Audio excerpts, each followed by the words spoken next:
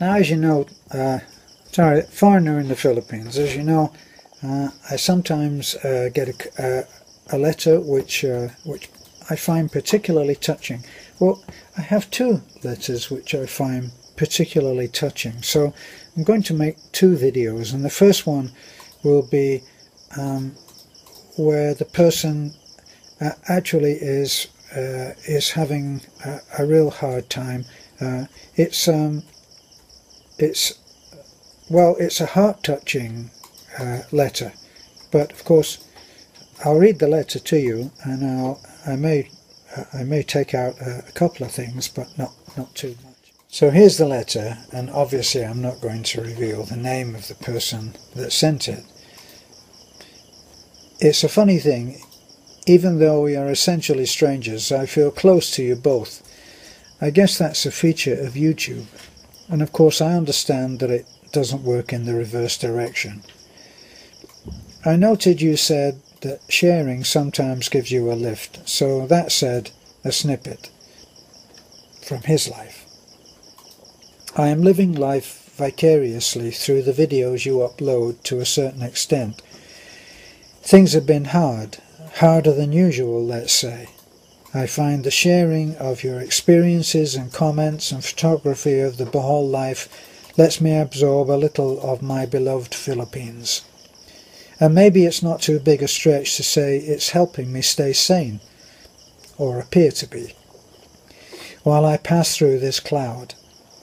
Maybe it's sick, maybe it's not helpful in the long run to drift and maintain contact through someone else's living, but for the moment that is what I feel capable of.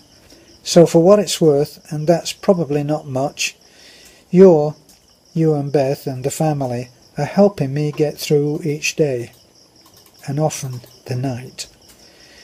Watching the places and people I miss so much. I kind of feel that things are approaching another crisis point now, so that's why I choose to write of this now.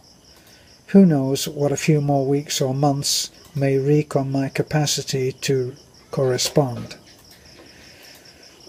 For me, it is not over-dramatizing or exaggerating to say that watching, participating, knowing about the process and heroic charity work you do is often the only difference between bearable and not bearable on a particular day. Being able to pull out of my own miasma and focus on something positive and generating happiness and smiles is inordinately important for me at this time. So it can't be bad really, can it? Okay, the pain is getting to me again, so I'll sign off for now. God bless you both. Prayers for your procedure, and as Dave Allen was a comedian in the UK, as Dave Allen used to say, may your God go with you. So you can see that this is not a letter that was easily written. People are touched by what is being said, being shown. It's not enough to just put up something and not realize the effect that it has, and that has always been my point, that a random act of kindness without return has a much bigger effect than you think. For instance, just to close this with a slightly better note or happier note, was the man that said, you have saved my ability to actually do something worthwhile. 2 years I've wasted in sitting in front of a television, and now I'm going very soon to Cambodia, and I'm going to help people there, and I've realized a mission.